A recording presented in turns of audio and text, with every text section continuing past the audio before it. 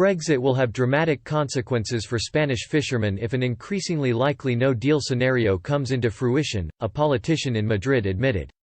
Brexit trade talks have made little progress despite months of negotiations, making a no-deal scenario more likely by the day. With 2 months to go until the EU-imposed deadline of October, the EU's chief negotiator Michel Barnier said he was disappointed with the stalemate last week. Mr. Barnier added that, "Frankly I am disappointed and I am worried, and a little surprised, because Prime Minister Boris Johnson had told EU leaders earlier this summer he wanted an outline deal by July."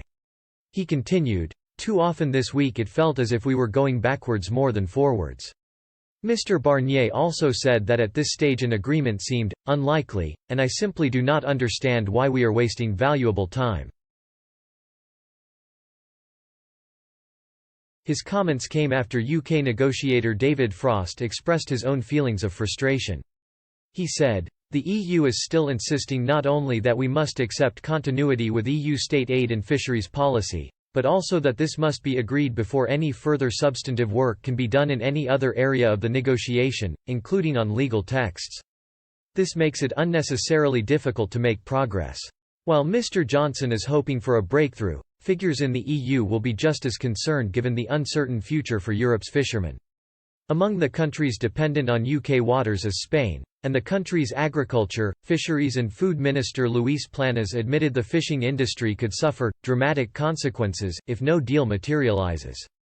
It is estimated that some 200 fishing vessels with Spanish associates are operating under different flags in UK waters. Mr. Planas said, "We have 80 Spanish vessels in UK fisheries plus another 21 with British and Spanish partners.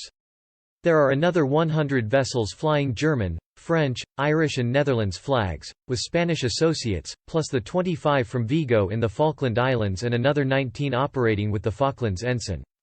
The minister recalled in January last year that the Spanish fishing industry leads in the EU, and Spain worked hard so that, the Brexit deal reached between the EU and UK last December was most satisfactory for our industry, but now that it has been rejected by the UK Parliament we have been left with a huge question sign as to what are the next steps.